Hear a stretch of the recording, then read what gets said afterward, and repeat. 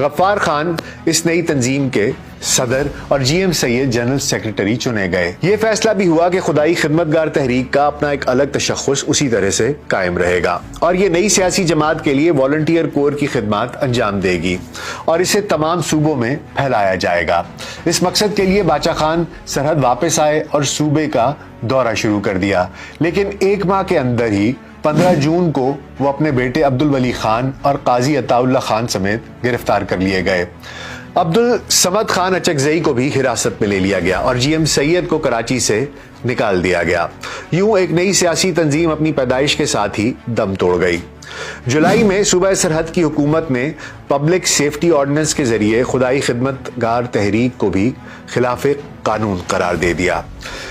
اس ordinance کے ذریعے حکومت کو اختیار دیا گیا کہ وہ بغیر کوئی وجہ بتائے کسی بھی شخص کو غیر معینہ مدت کے لیے حراست میں لے سکتی ہے اور اس کی جائیداد کو ضبط کر سکتی ہے۔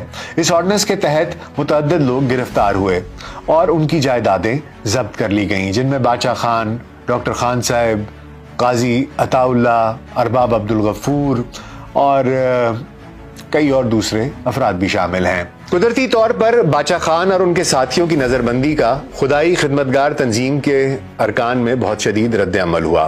جولائی سن 1948 کے اواخر میں باچا خان کے بڑے بھائی ڈاکٹر خان صاحب نے ان نظر بندیوں کے خلاف چارسدہ کے نزدیک بابڑا کے مقام پر ایک جلسہ کرنے کا اعلان کیا تو انہیں گرفتار کر لیا گیا، لیکن اعلان کے مطابق 12 اگست سن 1948 کو صوبے بھر سے خدائی خدمتگار تنظیم کے اراکین بابڑا جمع ہو گئے۔ اس مظاہرے کو روکنے کے لیے صوبائی انتظامیہ نے پولیس اور پیراملٹری فورس کی بھاری نفری کو بلا لیا۔ ہزاروں لوگ جمع ہو چکے تھے کہ اچانک نہتے کارکنوں پر گولیاں چلا دی گئیں۔ اس فائرنگ کے نتیجے میں سرکاری اعلان کے مطابق تو 25 افراد ہلاک ہوئے اور 35 زخمی ہوئے۔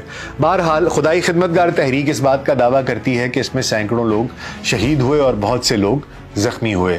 وہ یہ بھی الزام لگاتے ہیں کہ بیشتر لاشوں کو پراسرار طریقے سے ٹھکانے لگا دیا گیا اور زخمیوں کو سرکاری ہسپتال میں داخل کرنے کی اجازت تک نہ دی گئی اور انہیں طبی امداد سے بھی محروم رکھا گیا۔ دوسری جانب جبکہ اس وقت وزیر اعلیٰ خان عبدالقیوم خان کا موقف اگر جانا جائے تو انہوں نے فائرنگ کے فوراً بعد چوک یادگار پشاور میں تقریر کرتے ہوئے کہا کہ انہوں نے بابڑا میں خدائی خدمتگاروں کو وہ سبق سکھایا ہے جو وہ زندگی بھر یاد رکھیں گے۔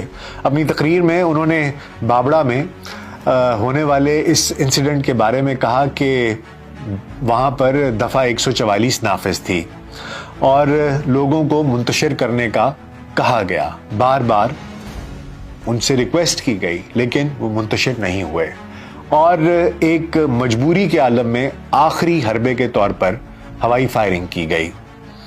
انہوں نے یہ بھی کہا کہ ہو سکتا ہے کہ اس میں کچھ ہلاکتیں ہوئی ہوں اور اگر ہوئی ہیں تو اس کا وہ کچھ نہیں کر سکتے۔ انہوں نے خدائی خدمتگار تنظیم پر یہ بھی الزام لگایا کہ وہ غدار ہیں۔ یہ وہ الزام ہے جو باچا خان پر اور خدائی خدمتگار تحریک پر بار بار لگتا رہا، اور اگر آپ ان لوگوں کے نام دیکھیں جن کے ساتھ مل کر باچا خان ایک نئی سیاسی قوت بنا رہے تھے، ان کے اوپر بھی جب تک وہ زندہ رہے غداری کے الزامات لگتے رہے اور تواتر کے ساتھ لگتے رہے، چاہے حکومت ضیاء الحق کی ہو، چاہے حکومت ذوالفقار علی بھٹو کی ہو یا ایوب خان کی۔ خیر باچا خان 5 سال تک قید رہے اور جنوری سن 1954 میں انہیں رہائی نصیب ہوئی۔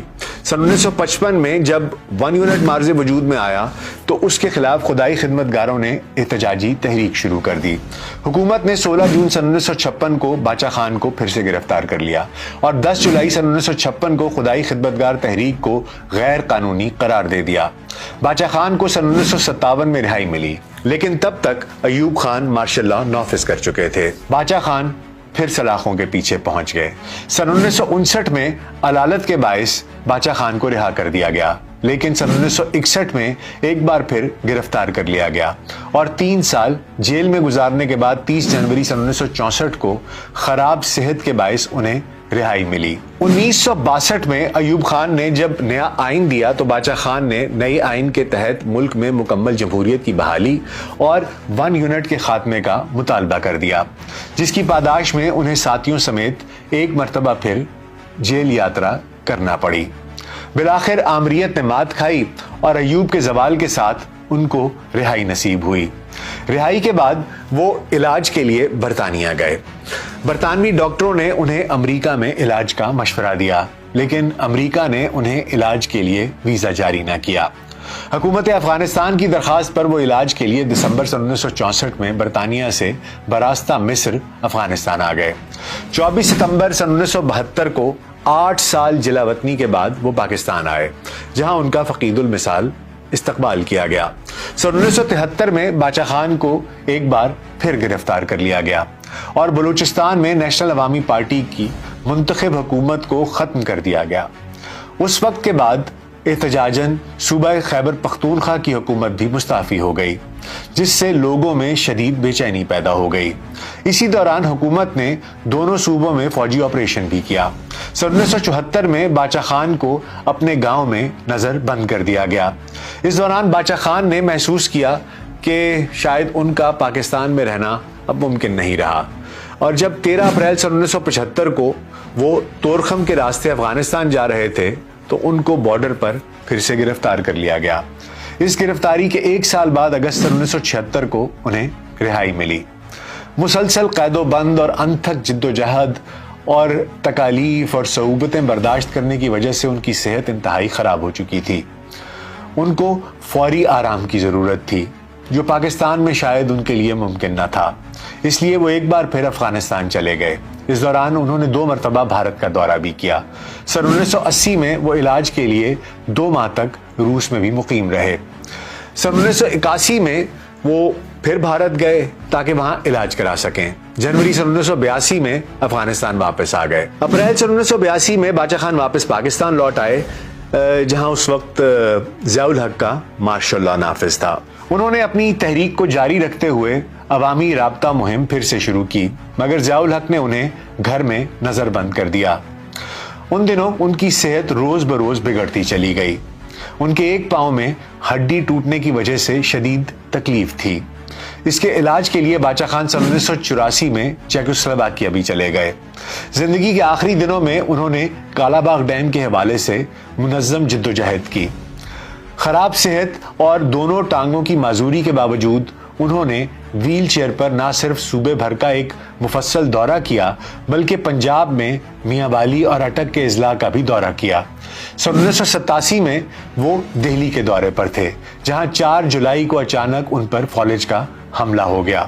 تقریباً 2 ماہ کومے میں رہے، جس کے بعد انہیں پشاور منتقل کیا گیا، جہاں 20 جنوری سن 1988 کو وہ لیڈی ریڈنگ ہسپتال میں انتقال کر گئے۔ اس عظیم قوم پرست رہنما کو ان کی وصیت کے مطابق افغانستان کے شہر جلال آباد میں دفن کر دیا گیا۔ افغانستان میں اس وقت گھمسان کی جنگ جاری تھی، لیکن ان کی تدفین کے لیے روسی افواج اور افغان کمانڈروں نے متفقہ طور پر اس روز جنگ بندی کی۔ بر صغیر کی آزادی کے بعد خان عبدالغفار خان کو امن کے نوبل انعام کے لیے بھی نامزد کیا گیا تھا۔ وہ پہلے شخص تھے جنہیں بھارتی شہری نہ ہونے کے باوجود سن 1987 میں بھارت کی اعلیٰ ترین سول ایوارڈ بھارت رتن سے نوازا گیا۔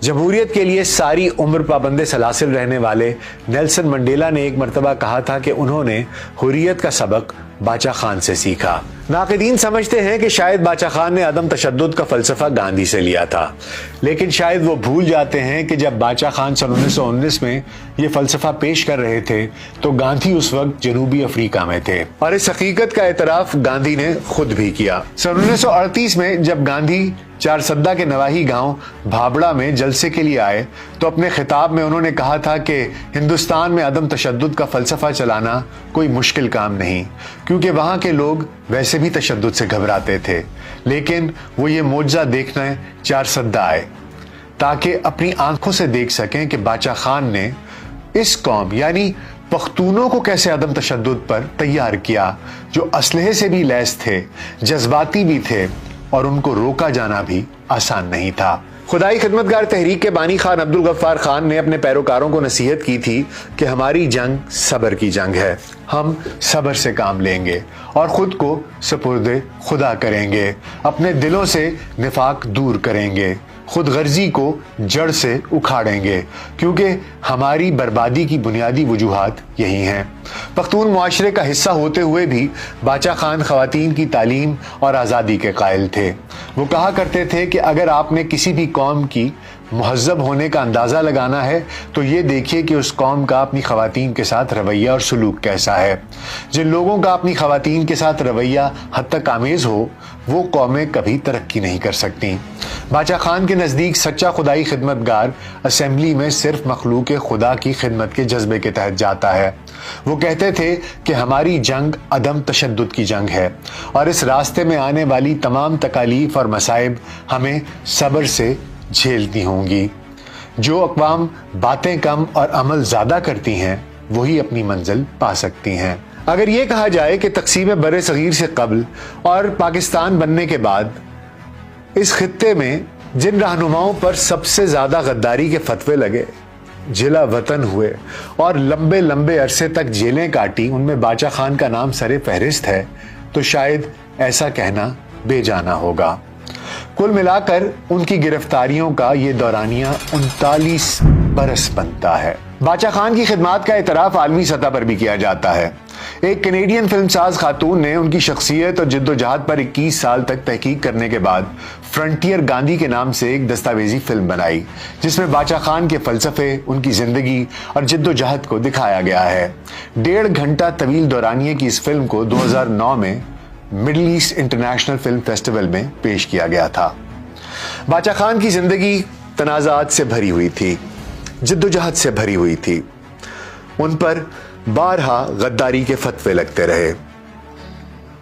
एक हुकूमत दूसरी हुकूमत, चाहे अंग्रेज हों चाहे पाकिस्तान बनने के बाद जितनी भी हुकूमतें आईं,